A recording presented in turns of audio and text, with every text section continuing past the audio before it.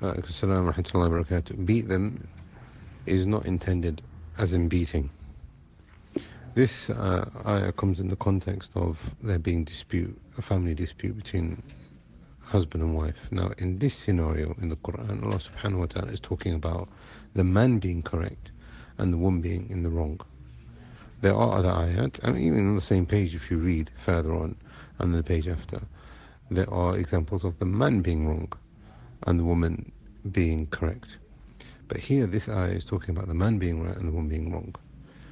What determines what is right and wrong? Obviously, the religion, the kitab and the sunnah. And also, maybe even the customs of the people. So you might go out and do things which are not correct, and people will automatically see this as being something which is wrong. The religion has already confirmed it, but people can understand also that, the way she talks and, perhaps maybe she talks to the opposite gender, the way she dresses, all these different things, right? So what do you do in that scenario? There are three things that come before the word fadribuhun, beat them. First thing, talk to them, admonish them. If they listen, alhamdulillah, you give them nasihah. This is the base ruling. This is the go-to for every single Muslim. If you see something which is wrong, adina nasihah. You advise them. What if she doesn't listen? Then you ignore them.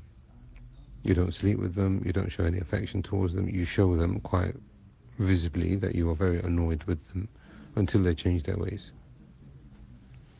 Now, it's important for us to understand here, this doesn't mean that you don't give them salam, and it doesn't mean that you don't give them their rights as a Muslim sister.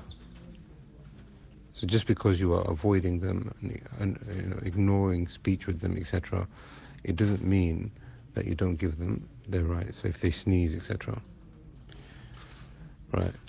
If still that doesn't work, and now this is internal, because if you look at the next ayah, Allah subhanahu wa ta'ala talks about reconciliation and bringing people involved into your situation. If that still doesn't work, then beat them. Now, Allah subhanahu wa ta'ala says, فَضْرِبُوهُنْ. And now the translation of that is literally beat them, but that's not what is meant.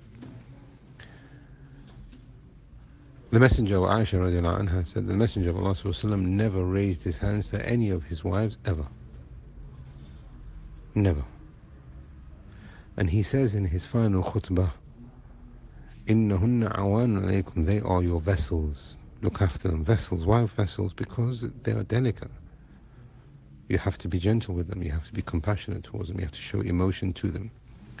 And if you have to hit, فَضْرِبُوهُنَّ غَيْرَ مُبَرِّحٍ. And then if you have to hit them, then hit them which doesn't leave a mark. How can you hit which doesn't leave a mark? How can you beat and it doesn't leave a mark? Therefore, the sunnah with the majority of the ulama, and this is a very important thing that we need in understanding the Quran and usul al-tafsir, the Quran explains, the hadith explains the Quran.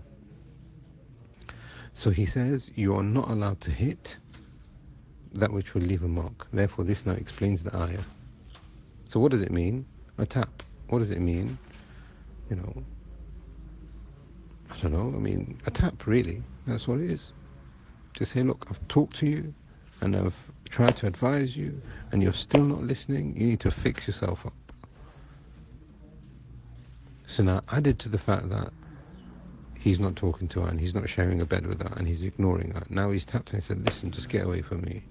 I can't deal with you like this. Obviously, this is just my wording. This is not how I would speak or recommend someone to speak, but I'm just showing you an example. And then that's it. That's the meaning.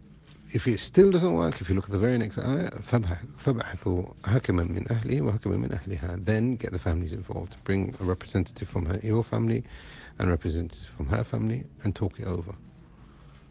Let's try and sort this out, reconciliation. We've tried to deal with it internally, but now it's still not working. Let's try and deal with it and preserve the marriage. And then the ayah to go on, and if you read further on, you will see how Allah subhanahu wa ta'ala says, وَالصُّلْحُ خَيْرٌ.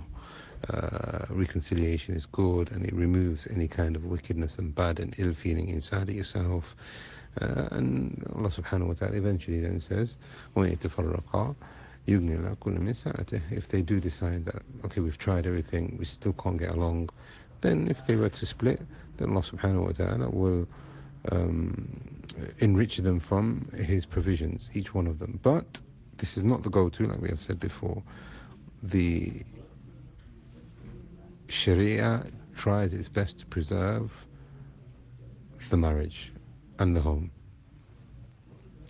And if there are any differences, to bring people together. Therefore, this word beat them has to be understood with the Quran, it has to be understood with the Sunnah, and it is not taken in its literal sense, in the manner that you can see how people are trying to attack the Quran with, and unfortunately how some Muslims have even taken it literally, practicing Muslims have taken it literally to give themselves justification to treat women in a manner which is totally and wholly un-Islamic. I ask Allah subhanahu wa ta'ala that He gives us the best understanding of the Quran and that He makes us the best of those who implement it. Allahu a'lam. Sallallahu ala nabiyyina Muhammad.